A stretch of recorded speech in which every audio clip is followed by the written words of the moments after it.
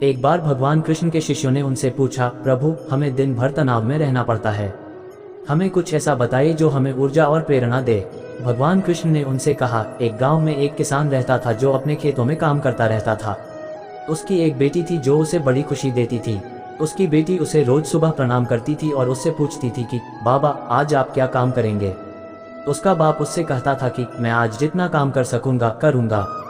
उसकी बेटी उसे दूर से देखती थी और कहती थी, बाबा दूर से भी जो अपना काम ध्यान से करेगा वह जरूर सफल होगा। भगवान कृष्ण ने फिर से शिष्यों से कहा, अब तुम समझ गए होगे कि आपको अपना काम ध्यान से करना चाहिए और उसमें लगन लानी चाहिए। यदि आप अपने काम में लगन लाते हो तो सफलता जरूर मिलेगी।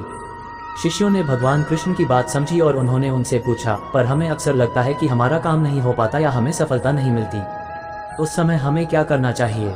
भगवान कृष्ण ने उनसे कहा, जब आपको सफलता नहीं मिलती है तो आपको निराश नहीं होना चाहिए।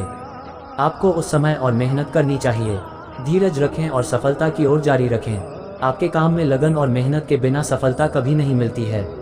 इस तरह से भगवान कृष्ण ने अपने शिष्यों को समझाया कि काम में लगन लाने और मेहनत करने से हम सफलता प्राप्त कर सकते हैं। हमें अपने लक्ष्यों के लिए दृढ़ता से लड़ना चाहिए और कभी भी निराश नहीं होना चाहिए। एक दिन भगवान कृष्ण ने अपने एक शिष्य को उससे मिलने के लिए बुलाया। जब वह शिष्य उनसे मिलने गया तो उसने भगवान कृष्ण से पूछा, प्रभु मुझे समझ नहीं आता कि मैं जीवन में क्या करूं, मैं अपने लक्ष्यों तक कैसे पहुंचूं। भगवान कृष्ण ने उस शिष्य को 2 बटों में बंटा दिया और बोले, यह एक बटा अभिलाषा का है और दूसरा बटा संघर्ष का। तुम्हें पहले अपनी अभिलाषाओं को जानना चाहिए।